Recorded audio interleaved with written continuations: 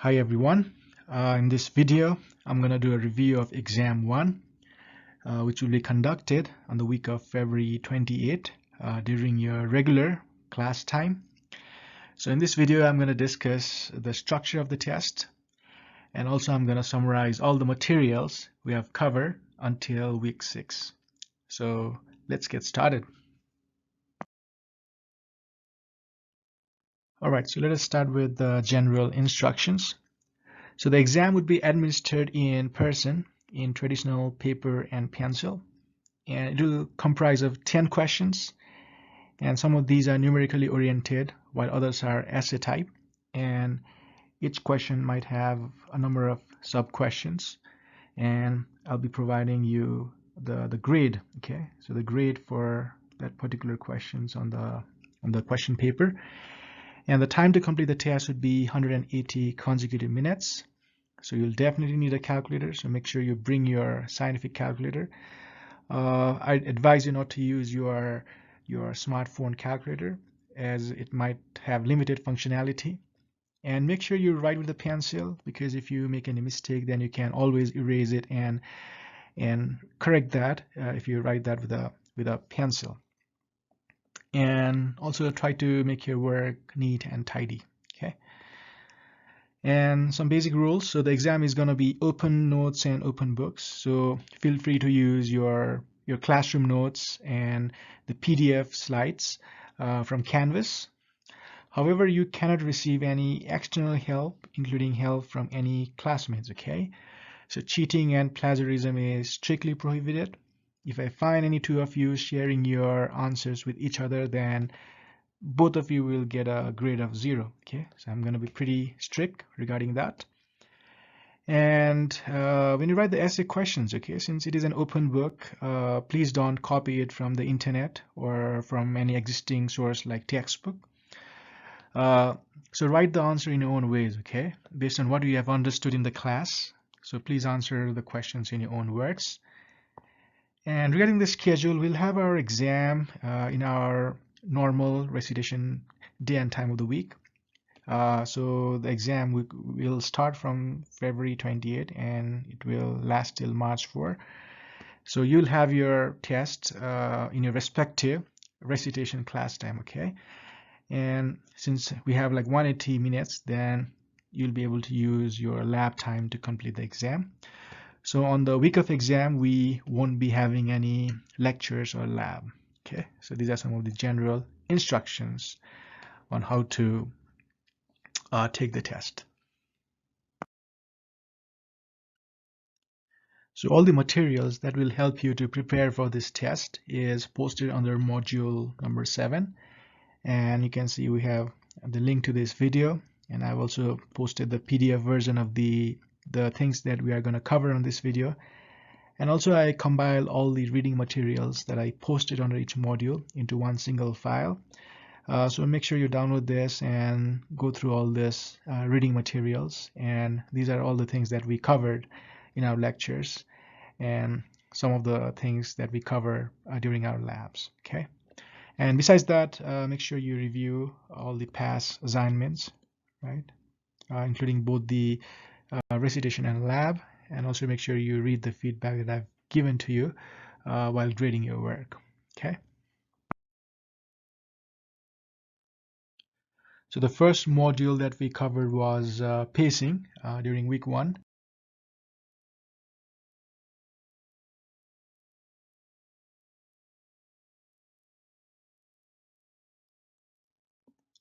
So in pacing, we basically did two things. The first thing that we did was we calculated your natural pace length, and we used that pace length to estimate an unknown distance, right? And basically in this exam, what I want to test is whether you are able to apply the knowledge that you have obtained in this course or not. That is the only thing that I want to test. Okay. So I want you guys to recall the first lab that we did. So we calculated your natural pace length, and to do that we first marked 2 points on the ground at a distance of 100 feet apart. And then you guys pace this distance 4 times, right? We did it 4 times, and in each trial you counted the number of paces, right? And then you took the sum of all these paces and you found the average value. So here we took 4 trials, so the average would be sum by the number of trials. And then since our trial distance was 100 foot, so your pace length was calculated as 100 divided by the average, right? And that gave you the natural pace length. And I told you guys to round it off to 1 decimal because I want you guys to remember this value for your future estimating works. So this was the first part. The second problem dealt with how do we apply your natural pace length to estimate an unknown distance. So you might recall I marked 2 points whose distance was unknown, and I made you guys walk this distance 3 or 4 times, and in each trial you counted the number of paces. So here we took 4 trials, and like in the previous problem, you calculate the sum and then you find the average value. And this time, to find an unknown distance, we multiply. Okay, this time we multiply the average. So you multiply the average paces by your natural pace length. Okay,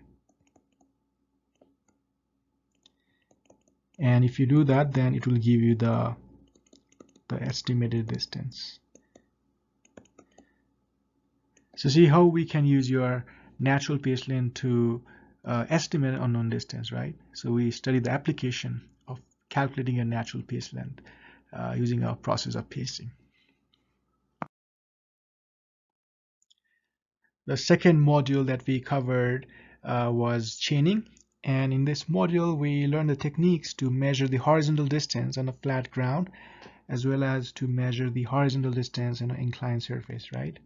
So please try to recall all those procedures. And in this chapter, you should be able to describe the main tools, right, that you use for chaining and their purpose. And also you should be able to describe the process of laying out a perpendicular to a line using the 3-4-5 method. Also, you should be able to describe the function of each of the 2 members of a chaining crew. So we learned that, right? There are like 2 members in a chaining crew. And I told you that whenever you refer to this person, use the correct term, right? Don't just call this as a random person. Use the correct term. And also you should be able to describe the procedure to chain a horizontal distance on an inclined ground. Okay. And please make sure you review the reading material that is posted under module 2 that covers all the things that we discussed in our lecture. Okay. So our third module was related to angles and total station. So in this module we discuss about different types of angles that we use in surveying. We learned how to convert from DMS to decimal degrees and vice versa. We also learned how to add and subtract 2 angles. We also introduced the total station, discussed different components of the total station, and also learned how to set up and operate the total station. So both the recitation and lab videos of this module is available under module 3 on Canvas. So if you have any confusion regarding this module, you can always go back and you can watch the video. Okay. From this module, you should be able to answer questions such as describing different types of angles, like horizontal angle, vertical angle, right? And also you should be able to do some math operations related to angles, such as converting from decimal degrees to DMS and vice versa, and also performing the angles arithmetic such as addition and subtraction. And one important thing to note is that whenever you do this, math operations, please do it by hand and show the process. So do not use any DMS converter or any app to solve the questions related to the angles. And even if you get the correct answer and if you haven't showed the process, or if you have used some calculator or some app to solve that problem, then you won't get any score for that question. Okay. So in addition, we learned how to set up the total station, how to measure an angle, and how to measure a distance. So these steps are very important, right? And I even asked you the same question in your lab homework, and most of you made some mistakes, so we gave you the feedback, so make sure you go through that feedback. If you're still confused, we have a video, right? We have a video related to how to set up the total station and read the angles under module 3. So if you're confused, make sure you go and watch that video again and take notes. And again, all the materials that we covered in our lecture are available under the module 3. So you can download that PDF and you can review all the things that we discussed in our lecture. Okay. So the first kind of numericals that we discussed in this chapter was converting the angles from decimal degrees to DMS. So let's try to recall that. So if we want to convert this value to DMS, so what we do first is we extract the integer term from this value. So this is the integer term, and this automatically becomes degrees, right? So if you take out 231 from this, so we are left with 0.55876, and you multiply that with 60, and if you do that, then we get something like 33.5256. And again, you extract this integer part from this term, and this becomes minute, right? So if you take out 33, then we are left with 0.5256. And again, you multiply it by 60 for one last time. And if you do that, then you get 32, okay? So if you have like 32 point some value, then make sure you round it off, okay? You get rid of the decimals and you round it off to the first integer, okay? So this is how you convert the angles from decimal degrees to DMS. And this is the second kind of numericals that we did. And again, I asked you the same question during your recitation homework, and most of you did well, some of you made mistake. And I found that what some of you did is you try to convert each of these to decimal degrees, and then you simply did this operations. So please don't do this, okay? So if you do it this way, then you'll get a score of 0, okay? So the correct way of doing this is, like I said, make a 3 column. So degree, minute, and second, right? So first make these 3 columns. So you write each of the terms under their respective column. So I'm trying to subtract this 47, right?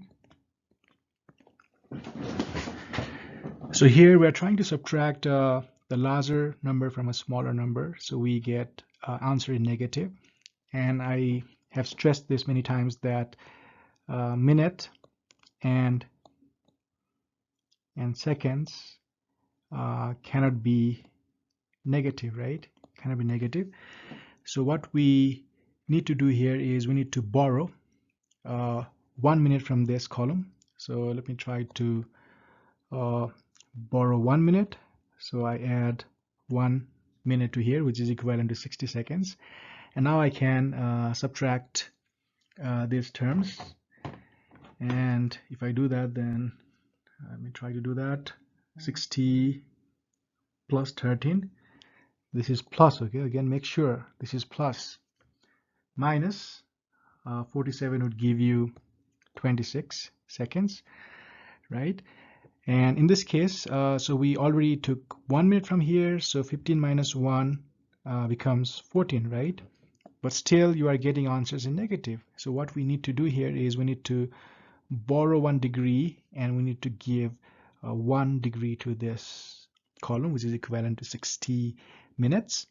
So make sure you keep track of the sign. Okay, so this is positive, and this is negative, right? So 60 plus 14 minus 40 would give you 34, which is positive, so we're good. And in the last column, so you took 1 degree away from 257, so this becomes 256. So 256 minus 71 gives you 185, right? So 185.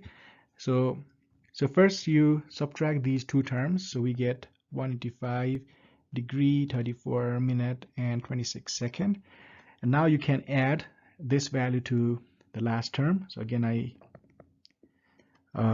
make 3 columns, right? And this is the way you are supposed to solve this. Okay, if you just write the answers, then you won't get the full credits. So this time we are adding. So if you add this, then 36. So this is less than 60, so we're good. And 34 plus 15. So 34 plus 15 is 49. Which is also good. And lastly, we have 185 plus 12 equals to 197.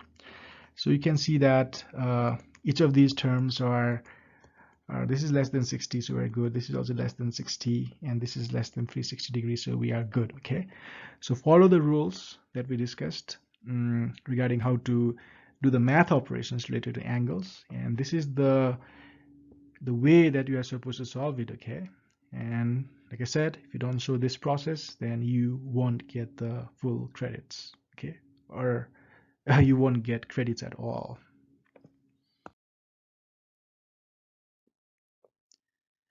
So module 4 was pretty interesting because we discussed the concept of the triangulation, right? And in this topic, we discussed about the principle of triangulation. That is, the sine and the cosine law. So in the sine law, we learn how we can simply measure one of the sides of the triangle and the two angles, and that would give us the remaining sides, right?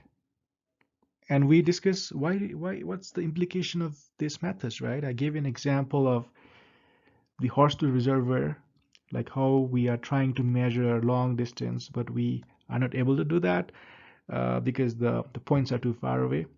So what we did was we fix another point and we measure this side and we measure this angle, right? And based on that, we can estimate this unknown distance, right?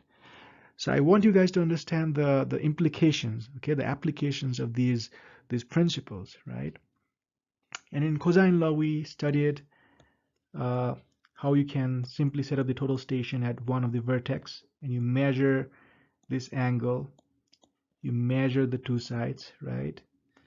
You measure the two sides, and it will give us this unknown side, right? So I want you to understand the topic this way, right? You don't need to memorize the formula, but just understand. Just try to understand how you can apply, the principle of sine and cosine and the principle of triangulation in a surveying work. Okay. And from this chapter, I expect that I should be able to describe the objective, procedure, and the application of the process of triangulation. And also we did one numerical that was related to the cosine law. That it was finding the length of the side opposite to the measured angle, right? And finally, we also solved one numerical related to the concatenated triangles. And this numerical involves some trigonometry. I even gave you a homework problem regarding this, and some of you did pretty well, whereas some of you really struggled. And one of the things to note is that your calculator should be set to degrees, okay? Because we are measuring the angles in degrees, so if your calculator is set to radians, then you get a wrong answer, okay? And again, in our lecture, I discuss how you are supposed to answer these kind of questions, like draw the figure, right? You draw the figure, you write the equations, right? You write the equations, and you make your work very neat and tidy, right? Because you all are university level students, so I expect some standards from you guys. Okay, so make sure you follow these and show your work scientifically, right? Try to make your work look very scientific. All right, so let us try to solve this numerical. So here, if you see the diagram, then you have this side is given, this side is given, right? This side is given, or you have measured this side, and you have this included angle. Then your brain should automatically think that, okay, I need to find this missing side, okay? You can easily find this using a cosine law. So let us see how to do that. So cosine law states that, BC square, which is the unknown side, is equal to the square of one of the known side plus the square of the other known side minus 2 times AB times AC times the cos of 47.75, okay? And if you take square to this side, then we have BC equals to square root of, okay? Take the square to the other side, then you have BC equals to the square root of AB square plus AC square minus 2 times AB times AC times the cos of 47.75. So that's all you need to enter in your calculator, okay? And if you don't know how to type cos 475, then in your scientific calculator you have these three terms: sine, cos, tan, and of course the functionality of the calculator varies from one model to another. But basically you would press this cos button, right? Cos, and you type that expression. Enter this expression 47.75, and if you press enter, then that would give you the value of the cos, okay? And I told you make sure your calculator is set to degrees, okay? So you plug and chug all these numbers on this expression, so 2 times ABAC and cos of this, and if you solve this, then you get BC equals to 479.25, okay? So that's it. So this problem is quite straightforward. You don't need to apply any calculus or any Newton's law of gravity to solve this, but just a simple trigonometry. Okay. So let us see another type of numerical. So here we have a network of triangles. So in this case, basically, these two sides are given to you, right? And BD is given to you. So all the numbers in this black font are given to you. So this beta is given, so alpha is given to you, and CE is given, and gamma, this is given to you, and DF is given. So the question is asking you to find the value of EF. Okay, so what is this? And again, we apply the same cosine law of triangle. So in this case, I told you guys to start from the first triangle, right? So we will solve this first, and then we'll solve this first. We will solve this, and finally we will solve the final one, right? Because let's see, so you have AB is given, AC is given, and this is given, right? And from the previous problem, we know that. So if you have this two sides and the included angle, then you can easily find this missing side, right? So we solve this triangle and we find the value of BC. You see, this is how you find the value of BC. And then you would use the value of BC in your second triangle. So BC is known, right? So BC is known, BD is given to you, and this angle is given to you. So guys, what happens when you have these two sides and the included angle? So if you have this, then you can easily find this side, right? Using the cosine law. So you have this, and you find the value of CD using the cosine law, and you use CD in your next triangle, right? So if you see this triangle, you have C and D, you have CE is given, and this angle is given. So if you have two sides and the missing and the included angle, then you can easily find the third side. So that is what we did. So you can find the value of DE, using the same principle. So you get the value of DE. And finally, we have DE. So DE is known, DF is known, and this angle delta is known. So using this value, you can find this missing side. So we did nothing new, but we just solved a number of triangles to get the missing side of the last triangle. So always you start from the first triangle and you try to think, what is missing and what values do I have and how can I use the values that are given to me to find the missing side of the first triangle. Then you plug in the value of this side on the second triangle, and then you use that value in a third triangle, and then finally you use the value that you obtain from the third triangle to get that unknown side of the fourth triangle. Okay, so this is how you solve the problem. And also I want you guys to understand how can you apply this. Okay, what is the use of this in the surveying works, right? Because just simply solving the numericals won't make you guys anything different from the math people, right? You need to understand how you can use this technique in your surveying work. Okay, so I want you guys to brainstorm that, and like I said, we have discussed this in our lecture. Okay, so if you have been paying attention to what I say in the lecture, if you have been following the lecture, then and that should be easy for you. Okay, our fifth module was a very interesting topic, which was called the leveling. And in this topic we introduced different terms that we use to measure the vertical elevation, and also we studied about differential leveling and also the field procedure for doing the differential leveling. So we did both theory and labs. So hopefully this chapter would make more sense to you. Okay. So from this chapter, you should be able to answer questions such as describing the main components of an automatic level and the function of TP, right? So why do we use TP? And we discussed that in detail, right, in our lecture. And also I gave an example, right, by taking an example of the oval.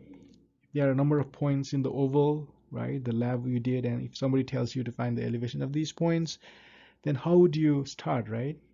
You'd start by finding the benchmark, and then you'd plan your installation stations, you'd plan the TPs, right, and you start from the benchmark and then you close the loop at the benchmark, right? This is how you do the leveling.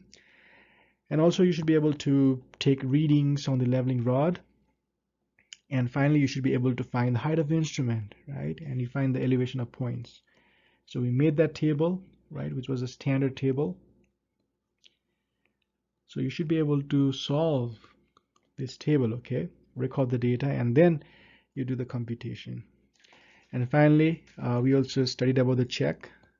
So the sum of BS minus sum of foresight equals to first BM elevation minus the last one. Okay, so these are some of the important topics.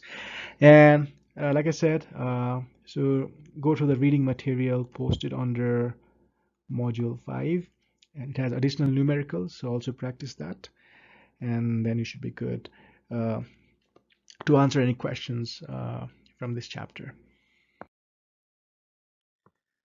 All right, so let's see how you can solve this. Let me quickly erase the answers for now. Okay. All right. So I told you, right, if you're reading this rod, the first number that you're supposed to read are the ones in red.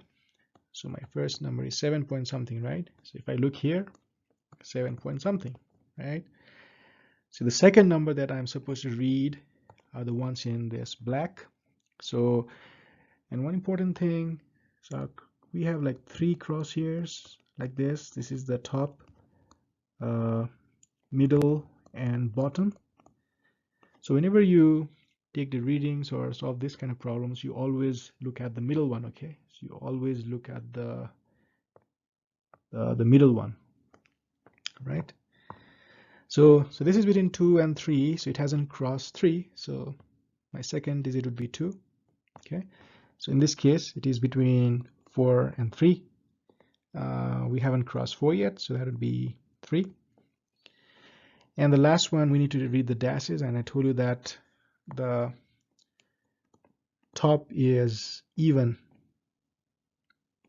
100, right? The bottom one is odd 100, right? So in this case, it is on the top. So this is 0.02, so that should be 0.04, so 7.24. So in this case, it is on the bottom. So this is 0.01, right? So this is 0.03. So that will give us 0.05, so 7.35. Okay. So this is how you solve the problem. So let me reveal the answer. It is correct. So this is correct. This is correct. So this is how you solve the problems related to the rod reading. And let us discuss this problem. And guys, this is very, very, very, very, very to the power infinity important, okay? So this is the crux of the surveying course. You should be able to solve this, okay? And so let's review this. So all right, so we start from the benchmark whose elevation is given to you, right? So this is how I would approach this problem. So here I have INST1, INST2, INST3, right? 3 installation station. So it means that I'm setting up the instrument 3 times, right? So I'm setting up the instrument 3 times. And I told you, right, every time you move your instrument, the one thing that would change is the height of instrument, right? The height of instrument will change. So your brain needs to think that, you know, at every INST1 you need to find a new HI, right? So the answers are already printed here, but I'm showing you the technique. So I need to find this, right? This is how you should approach this problem. So how do you find the height of instrument? Well, so BM plus backside gave you the height of instrument, right? And we discussed in the lecture like how this equation works. So you add this to this, right? And if you add that, then you get 5000.07, right? This is how you find the height of instrument. And the second equation was the elevation at any unknown point is given by HI minus foreside or side shot. Okay, it doesn't matter. You just subtract foreside or side shot from height of instrument as long as you are taking the rod reading in a normal way for the normal reading, because we do have that inverted case. So in this case, you subtract each of these. Okay, you subtract 1.84 from 5000.07, and that would give you 4998.23. Okay, and again you subtract this foreside, right? And that would give you 4995.17, right? So this is the elevation at TP1. This is the elevation at TP1. Sorry, I thought I used a highlighter, but no, this is the elevation of TP1. Now INST2 will have a new height of instrument, right? So you use this, right? You use this and you add this to the backside reading at INST2. And if we add 4995.17 to 9.10, then that would give you 5004.17, which is the new height of instrument at INST2. Okay, so see how it works. At every new installation point or at every new point where you set up the instrument, you need to calculate a new height of instrument. Okay, and you do that by adding the elevation of the previous TP to the backside at INST2, right? And these are pretty easy. So you subtract. So each of these terms from the height of instrument, you subtract each of these terms, and that would give you this number, that would give you this number, that would give you this number. So these are the elevations of those points, right? So again, we have INST2. So what we do is we take this, the most recent TP, we add this TP to the backside at INST2, and if we add this, then that would give you 5006.61. Okay, so 4999.64 plus 6.97 would give you 5006.1. And now you can simply just close your eyes and you can solve this. So you subtract each of these terms from the height of instrument, and that would give you 500.53 for side shot 4 and 4999.97 for the benchmark, right? We start from the benchmark, we end at the benchmark, and this is how you should approach this problem, okay?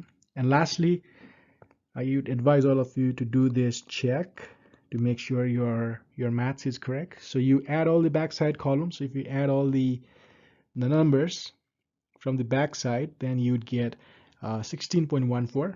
So 007, not 007, but 0.07 plus 9.10 plus 6.97 would give you this. So you add all the far side, right? You add all of these far side. So 4.9 plus 4.63 plus 6.64 would give you 6.17, right? So if you find the difference, if you subtract these two terms, then you get 0.03. And it doesn't matter, okay, which way you subtract, either 0.03 or plus 0.03, it doesn't matter, okay? So this should be equal to the first elevation minus the last, right? Because 5,000 minus 4999.97 would give you, let me do this on my calculator. So 5,000 minus 499.97 would give you 0.03. So you compare this value, see, you compare this to this, and this should match, and only then you can assure that the maths or your computation that you did is correct. So please check your answers in this way, okay?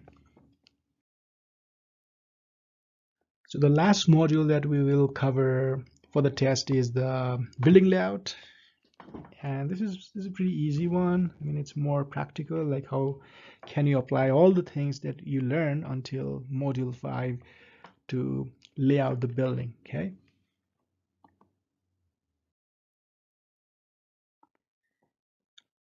And from this chapter, you should be able to describe how batter boards are used in the layout process of the building. Again, we'll cover that in the class. And also, you should be able to draw the shape of the minimum rectangle for the building. That will be shown in the next slide. And also write down its dimensions, okay? So normally, you'd use this baseline method. So there's the reading material, okay? There's a reading material, an additional reading material on module 6 related to baseline. So make sure you take your time to read this material about the baseline, okay? And so lastly, we have this. So you need to draw the shape of the minimum rectangle. So the minimum rectangle is nothing but a rectangle that covers the entire building footprint. So if this is our building footprint, then a minimum rectangle should cover the entire building footprint from this edge to this edge, and from this edge to this edge, right? The extreme points. And how would you write down the shape? So you just find the length from here to here, right? So you do that by adding all the sides, right? So let me erase this for a while. So this shaded region is the minimum rectangle, and if you add 170 plus 40 plus 90 in the, let's say, north and south direction, then you get 300, which is the width of the rectangle. And for the wide, you just add all the sides. So I'd add 100 plus 315, right? Side is 315. So if I do that, then I get 415. So something like this, right? A rectangle that covers the entire building from one of its edge to the far edge on the other side, okay? So this is the kind of numericals that you'll get from building layout. And so that's all for the review. So I discussed all the problems, all the numericals that we discussed in the class, and also we discussed what are the things, right? What are the things that you should know from each of the modules that we cover, so that you can take the test and you can score 100 out of 100. Okay, and so I'll be testing mostly on the application part, like how would you apply the knowledge that you have gained in the modules that we have covered. So don't stress. I mean, go through these materials. Make sure you take your time to read and review the reading materials that I've posted on Canvas, and I wish you all the best for the test.